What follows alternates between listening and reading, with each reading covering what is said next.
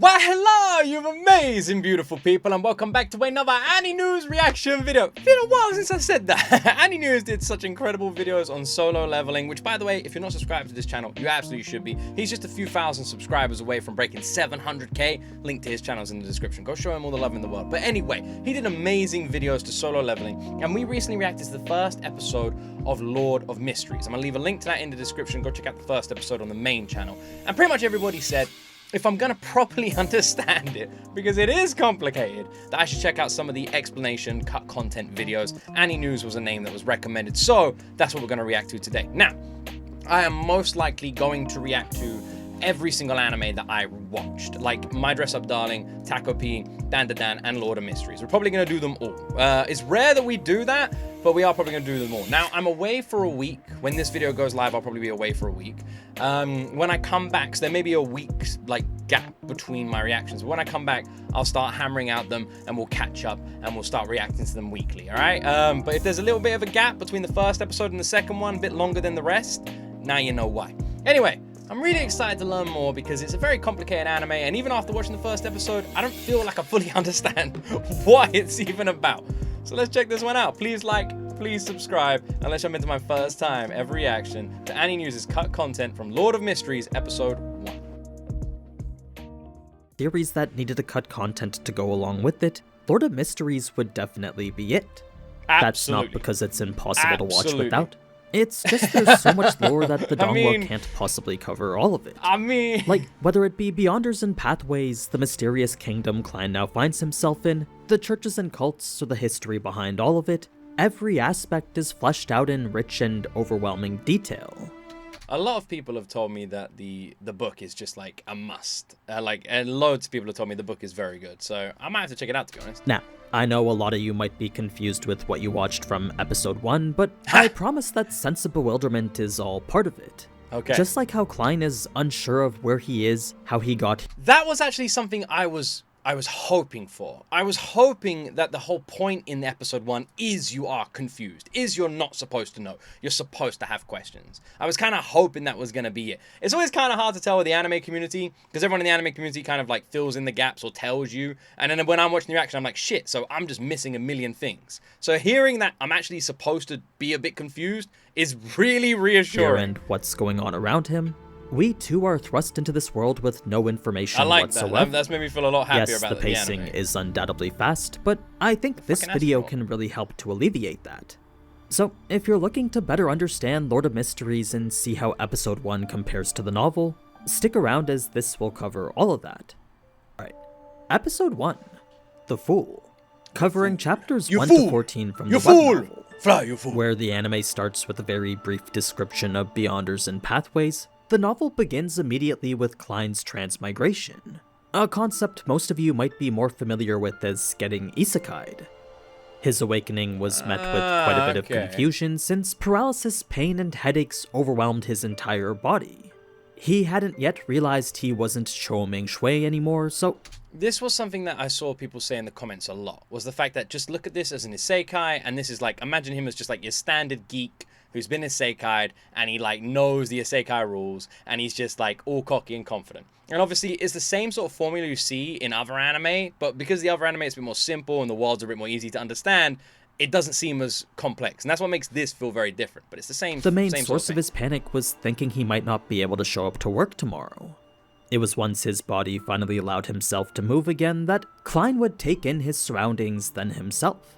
Immediately, he knew this was a transmigration he'd read about in so many novels before, so while younger him might have been overjoyed to be in a situation he'd always fantasized about, the current him just found it troublesome. Eventually, his panic would subside, and it was soon after that memories of the original Klein would start appearing to him. There you go! He would learn all the general info we saw in the anime, plus a bit of extra details regarding... Okay, let's have a little read here. Citizen of this kingdom, alright, that's where he's from, goes to this university, he's a history graduate, and his father and mother, cacao, they're not around his anymore. family. So, his father was a sergeant who'd sacrificed himself during a conflict with the southern continent, a loss which would provide the compensation enabling him to attend private language school. This in turn laid the foundation allowing him to get into university, a period of time where his mother would pass away as well. That being the case, all Klein has left is his elder brother, a younger sister, and the 2-bedroom apartment they stay in. They're by no means wealthy at all, but they are supported by their elder brother and his income at an import and export company. Now, as a history graduate himself, definitely has, like, Klein has a video solid game knowledge elements, of the doesn't origin for all languages in the northern continent, as well as the more rare Hermes language more commonly used in ancient texts and praying rituals. This is the language the mysterious notebook was written in, but rather than have numerous bits be translated like Black Emperor or the Tudor Kingdom, the only line Klein read was the final one. As shocking of a statement as it was, Klein's attention couldn't help but shift towards the revolver. Reason being that if his family was as poor as it was, then how was it that they could afford this weapon? Even the gas lamp was something far out of their budget, but that was a gift his older brother Benson saved up for. Okay. You see, because Klein's success would affect their family's future as a whole, Benson had used his own savings in order to ensure Klein had the best conditions to study in. It was a negotiation with the landlord that resulted in this. This, however, was a gas meter, and it required one single coin to operate. A copper penny typically used as the basic currency for the Lone Kingdom. This is actually something that you used to have. I never had one of these, but I know people literally had these like pay by the meter sort of electricity boxes that you would have installed on your house. So something similar to this. In the UK, when I was growing up, I don't know what you guys had, but we actually had a electricity key. It was like a little blue key, and you would take it to like any shop and you would top it up. As in, you would like pay like 20 quid for electricity. So let's say this was the key. I'd take it to a shop. I'd give it to them over the cashier, over the counter. They'd plug it into a machine and put £20 worth of electricity on that key. Not like charge the key, but like make it that the key is accessible to that. And you take it home and you plug it into your machine, you get 20 quid on there. Weird when I think about it now, but that's how it used to work. Klein would then see it was Now still the it's all dead just of hooked up night, to the grid. so that's when he figured he should clean up his room before his sister woke up. It was a routine trip to the bathroom, triggering another one of his memory fragments. This time it was about his landlord, Mr. Frankie, and all the times he would inspect the bathroom to make sure no one was wasting anything. That's not really that important, but what is are the occasional memory fragments, as well as the fact Klein got a washcloth then cleaned all the bloodstains from his former self-suicide attempt. He would then empty out the revolver, take in once again the ominous line he read, then go over all the questions currently plaguing him. So it's pretty clear that Klein is rather insightful. He takes his time to let things sink in, then thinks about them carefully before coming to any conclusions. I'm trying to work out which anime does Isekai in the best. Because to be honest, in anime in general, it's not really done that realistically, and obviously it's not supposed to be. But I wonder which anime, out of all the anime you guys have seen, which anime would you say covers it the most realistic way? Because I honestly can't think of one. I've seen a fair few Isekais as well, but all of them don't really cover it that realistically. Because I feel like if you were like, "Bleh," and I woke up, you would be like panicked, terrified, sad, but most of the time, these people are always kind of happy, excited, and just like, yeah, let's go. And that's because of the people that they choose to do it to. You know, they're usually like single, like young sort of guys who don't really have any attachments to their world, who live a boring job, and when they get Isekai, they're just excited. They're like, ah, shit, this is it, you know? And that's quite a common thing you see a lot. So yeah, I wonder, is there an anime which is like flawlessly realistic? Because even this one, it didn't feel that realistic. Like, he immediately adjusted and sort of, like, adapted crazy quick. Most of his questions weren't any he knew he needed to be concern scared himself about having with a just bullet yet, hole in his as head the when he true woke up, problem which now he was was a figuring tiny out bit, why he was isekai'd and how he could overcome it quite return. quickly. There were too many things back at his old life that he didn't want to leave behind. This triggered the last memory he had before he got here, and that was his attempt at Chinese divination. You see, as someone who was terminally online, Cho had purchased a book on the arcane thinking it would help him improve his posturing on the internet. It really didn't help at all, so for a while he just left the book tucked away in a corner. It was when a spree of bad luck started plaguing him for about a month that Cho would put his divination knowledge to use. He would go and attempt what's known as the luck enhancement ritual. The steps were exactly as we saw in the anime, plus a chant a bit more complex than just the celestial worthy. Klein had actually said the accurate version in this scene here, but for some reason it just wasn't translated properly. Oh. In any case, it was once the 4 steps were taken and the chants spoken that 5 minutes was all it took for the luck enhancement to take effect. Well, Nothing happened after 5 minutes for him, but his transmigration did occur that exact same night. Considering that's more than just an unlikely coincidence, Klein decided he would try the luck enhancement ritual again. Very true. Thus why we see him buying all the bread the day after. It makes a lot of sense. I mean, it was very coincidental, wasn't it? So it makes sense that he would do it. I wonder if it is connected. You know, it seems coincidental, but it didn't work the second time. I wonder if it is connected. It was for the time being, though, that Joe would attempt to discover more about himself. Since Klein's memories were partially available to him, You know what's a cool little bit of like a way to think about Isekai? Think about it. Imagine if the only way you can possibly be Isekai'd is if you and someone else in another universe die at the exact same time. Like down to the nanosecond. The exact same boom, boom. And like you connect. That's kind of a cool way of looking at it. He could sit down and recall whatever fragments were there. The thing is, a lot of the more pertinent things weren't. His memories were like shattered glass, missing pieces all throughout. He couldn't remember how he'd attained the revolver, whether he'd been killed or killed himself, or even the meaning behind any of the words in the notebook. He also couldn't remember much about his university life, but what he did know was that he had an interview with another university's history department. Since he'd just graduated from the Koi University, his mentor had given him a recommendation letter for 2 other ones, one of which he would be interviewing at for a lecture position in just 2 days. It was a position that, if offered, would boost his family's socioeconomic status way higher. Compared to his brother's salary of just over £1 a week, the lecturer's position gave almost quadruple. Damn. So this was an opportunity that could change all their lives for the better. Jesus! Now, Melissa's entrance after would also carry quite a bit of information too, since it's here we learn of the ties between Lowen's education department and religion. In the past, Sunday school was offered by various churches, but in an attempt to mitigate conflict and maintain religious neutrality, the kingdom enacted a basic education law. Rather than have the Lord of Storms, the Evernight Goddess, and the God of Steam and Machinery all compete, the kingdom instead established public schools. I don't expect those titles to have any meaning to you right now, but it does introduce the idea of multiple churches and their influence over society. Okay. In any case, Melissa herself aspires to be a steam mechanic. That is something I'm incredibly curious about as well. I love the British Gothic Lovecraftian nature of Lord of Mysteries as well. All the freaking shots, scenes, buildings, everything looks amazing.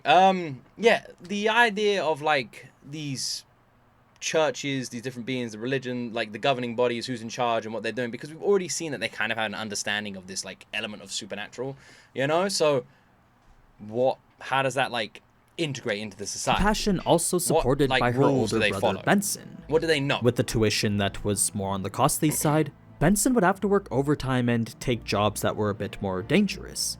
It's for that reason we don't really see him, since work has kept him more or less preoccupied.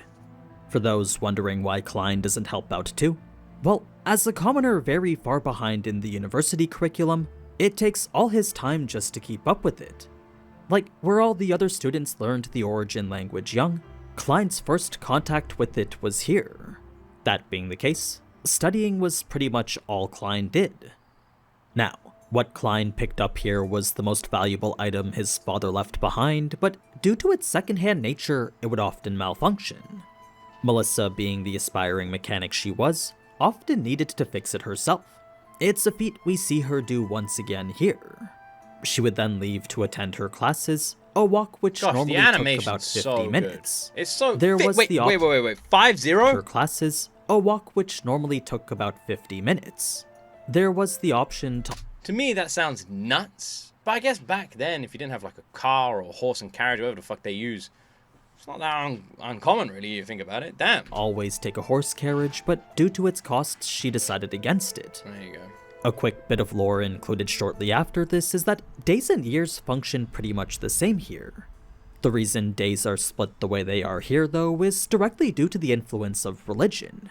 You see, there were 7 Orthodox gods carrying influence over the northern continent, each of which I assume get a day of their own.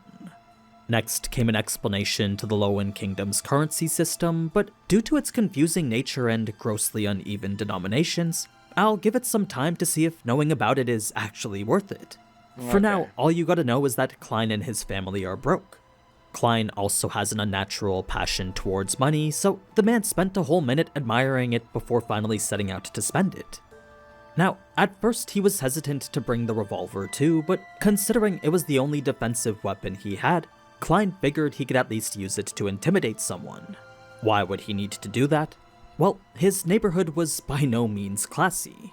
The streets... So, he's been isekai'd, he's inside this guy's body, but he has tons of memories of the previous guy. So, in a way, he's like half the guy before and half him. And he's like adapting to that. That's really bizarre. That might be a bit of a unique one there, because even when people have the memories of the previous soul, like the previous body or whatever, they never really let it influence them as people, but it does influence Klein, like massively, because he understood the neighborhood, knew about the threat, took the gun, right? He does the job, he works, even the way he interacts with people and his relationship with his sister, you can see all of that. It's very interesting. Were filthy and the poor and starving were everywhere, so the odds of there being thieves were actually quite high. Even more so with all the children getting exploited to become them. It was after Klein had purchased the bread that a trailing figure wouldn't be what sent him into the tarot tent. In the novel, he would just stumble upon it by chance, then decide to take part since the origin of tarot here was different than how it was on Earth. You see, not only did Roselle create that, along with all the other inventions Klein mentioned, he also invaded nations, brought others under his protection, and made them all bow down to his own empire. It was from this the Church of Craftsmanship would receive its first public holy revelation, changing the god of craftsmanship to the god of steam and machinery. Again, I wouldn't get too caught up on what any of that means, but would instead just focus on the fact Roselle was the one who caused it. He also created a fleet that discovered a route to the southern continent, leading to the beginning of an era of colonialism. Oh, the year 1198 was when you discover new land. Have to colonize it. It's for the landowner's own safety. Yes, I see. No wonder it looks like Britain. When he was finally betrayed, assassinated by a combination of forces from a rebelling church and the former royal family known as the Sauron family. The Sauron, Such was the knowledge Klein flooded himself of course, with, evil leading to bastards. his interest in the tarot cards. He was also intrigued by the lady herself, curious to see if she could divine that he was a transmigrator. The ritual itself was pretty much the same, but the number of the Fool card is actually supposed to be 0. To Klein, he assumed this symbolized a fresh beginning and new possibilities, but that was based off a very basic understanding of tarot. It was before he could find out what it really meant, though, that the real fortune teller would interrupt and stop them. Klein would then leave since the ritual was no longer free, purchase the rest of food, then head back home to complete his own ritual. He decided he would do it first in his own language, then should that fail, proceed to do it in the languages native to this world. So, with a whisper, a chant, another whisper, and a meditation, Klein would complete the 4 steps of the luck ritual, then quickly be overwhelmed by the sounds of whispers. He could neither understand nor distinguish what any of the voices were saying, but what he did know was that the pain of experiencing it was unbearable. See, that's the thing. That makes me, like, that would imply that it wasn't a coincidence. Like, what he went through, what happened to him, and the ritual, it must, like, maybe he just got the wrong book. He's like, he thinks he's casting a luck spell. Really, he's casting a fuck you spell, you know? Maybe it it's was that. Once that pain finally subsided that Klein would find himself surrounded by fog. It was an endless gray fog dotted with countless crimson stars floating in the distance. 2 of these stars he accidentally touched, leading them to burst open and empty both his mind and spirit. On the other side would be Audrey trying to awaken this royal heirloom, while Alger would be in the Sonia Sea holding a relic of his own. Both items would envelop their holders with a crimson light, sending them to the same gray fog where Klein was at. This much we already saw, but what we didn't see was Klein's deliberation between his 2 options here. He could either feign victimhood, hide his identity and gain their trust, or maintain his mysterious persona and probe for valuable information. There was little time to actually make this decision, so Klein decided he would exploit the psychological state of those thrown into such a situation and use. This scene I found very confusing because he came across like very dominating, understanding, completely in control, and not really, I didn't really understand why he was like that. I was like, shit, this guy seems to once again be adapting crazy quick. But once it was explained to me, it made a lot more sense. Use that to gain the greatest advantage for himself. He couldn't was quite just make trying out to get who exactly information, he was pretty talking to, but he figured the stronger he got and the more he understood what this domain of his was, eventually he might be able to see through the fog. For now, the roles were made absolutely clear. Here they were the visitors and he the master. To Klein, their image was nothing more than a projection from the stars he had touched, creating what he could only assume was an intangible connection only he himself could grasp. That's why he made it clear they could leave whenever they wanted, since with him being the one in control, he wanted to show he carried no ill intent towards them. This made things a bit more comfortable for Audrey, allowing her to open up and ask her question of how to become a Beyonder. This I found interesting as well, because she asks to go, and when he says, of course, you can go, she then stays and seems excited to stay. And I didn't really understand why. And now I do understand why. It was her, like, being at ease. Her, like, realizing she's not a prisoner, she can leave whenever she wants. And it was that comfortableness that made her want to ask questions, made her want to stay.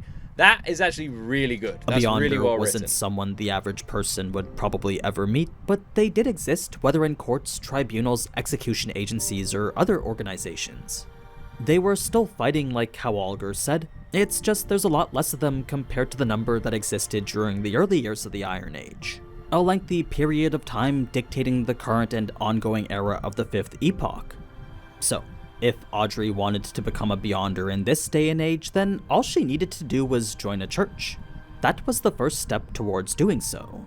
This typically involved losing her freedom though, so the only other option was to seek out royal families or nobles with a history branching 1,000 years into the past. That or seek out some of the more evil organizations hidden in the shadows. None of these were to Audrey's liking, so her inquiry into other options would lead Alger to reveal his own solution. The 2 Sequence 9 potions he himself possessed. These potions were the only way people could become Beyonders, and the name of said potion usually coincided with their core characteristics. That being the case, for the first— It both seems strange and not strange for him to open up and share this kind of valuable information. Strange because, again, it's brand new, he's only just met these people. But not strange because of the circumstances in which he's met them. Potion known as the Sailor, this enabled one to have incredible balance, granted immense strength and illusory scales under the skin, increased proficiency at swimming, then greatly enhanced one's mobility underwater. Oh, so turns you into for the person who ingested Aquaman. it, they could easily swim like a fish without equipment and just as easily last underwater for at least 10 minutes. If you're sailing on a boat in oceans like that, I totally understand why you'd want that fucking potion, for the man. powers that came with the terrifying Sequence as 9 hell. Potion Sailor. Spectator granted like an a thing of exceptionally sharp mind nightmares. and observational abilities, so the digestion of this would allow its user to easily read people. Whether it's through their emotions or conduct, a person's real thoughts would always be on display for them. The key warning with a potion like this though is that once a spectator, you can only ever be a spectator. They were words that didn't really go to sway Audrey though, so without hesitation, she would express her interest in the spectator potion. The deal was that in exchange for 100 milliliters of ghost shark blood, Alger would then give Audrey the formula for it. Neither had any concerns the other wouldn't follow through, since under the eyes of the fool, they felt assured. Alger would then give her the location to which she needed to send the shark's blood to, after which he would dictate the formula's potion to her here. Oh. Now, Alger was rather ingenious with the way he approached all this, since the offering of his services wasn't just for show. No, since these gatherings were something he was pulled into without consent, if more were to happen and he couldn't refuse, then the best thing to do was reap as many benefits as he could. He'd already secured a resource that was rather difficult to obtain, and that to him was just the beginning. So, with their combined backgrounds, resources, and information networks, Alger believed he could get quite a great deal from these gatherings. Klein had no problem accepting these gatherings either, since already they've shed quite a bit of light on Beyonders and other secrets. Yeah, and he's so obviously got if he was truly questions. dedicated to figuring out how to get back home, getting as much information as possible was always a positive, even if it did put his own secrets at risk. Now, with this gathering coming to a close, the founding of the Tarot Club would lead to insight on the tarot cards themselves. Just like in our own world, tarot cards here didn't come equipped with the power to divine the future. No, the divinity of such things came from the person themselves. Everyone has something spiritual, allowing them to attune themselves to the spiritual world, and it's the tarot cards that help people interpret the signs they receive from it. Most of like those that. signs will go unnoticed, but for those that aren't, it's divination tools like tarot cards that will help you understand them. The cards Roselle made are a whole separate thing, each representing an unknown power and one of the 22 paths to the divine. There was mention of it originating from what's called a blasphemy slate, but these are all concepts we'll learn more about in the future. For now, this would be it for the gathering, and Klein would chalk up his experience as an incredible convenience. Gosh, the With its writing around ability this to series communicate is with others nuts. wherever and whenever, Klein would describe the Grey Fog as something akin to a social networking platform. Yeah. As for the guests Klein... Or how it used to be. Wow. I got to meet people. This is just like the internet where I meet people. It's like, yeah, but also no. just posted, they actually got a whole chapter depicting It's kind of things how it from used their to be, end. you know? Obviously, without It's the some smoke side and the character weird development that could still come in the Lovecraftian future, so weird that's shit. something that we'll Freaky leave shit. for later. I think this is a pretty good place to stop, so I'll be sure to continue the series with the rest of episode 1 next week. He didn't really If go you over the liked learning psychic, more but yeah, about the he said he show was, and so want to it's see okay. more, then be sure to leave a like and let me know down in the comments. Feel free to subscribe too, since there'll be plenty more Lord of Mysteries videos in the future. I'm giving this video a like.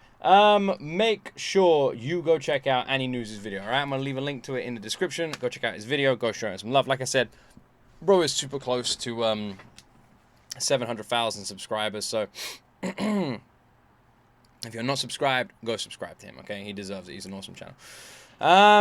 Alright. Okay. Well, that has helped big time.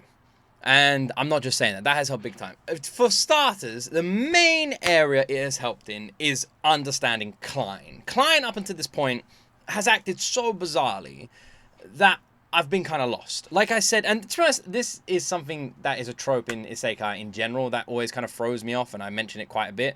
And that is because I always kind of look for realism in series, and you're not always going to get that. And this was one of those areas where this character just seemed to adjust so quick, like so rapidly to this entire situation, entire world, and just completely understanding everything. And it just threw me off. I was like, this guy is just acting like he's always lived there. It completely threw me off. I didn't understand what was going on. And because having him act like that made me think he was just part of this world or knew of this world or something like that, because he just crazily adjusted.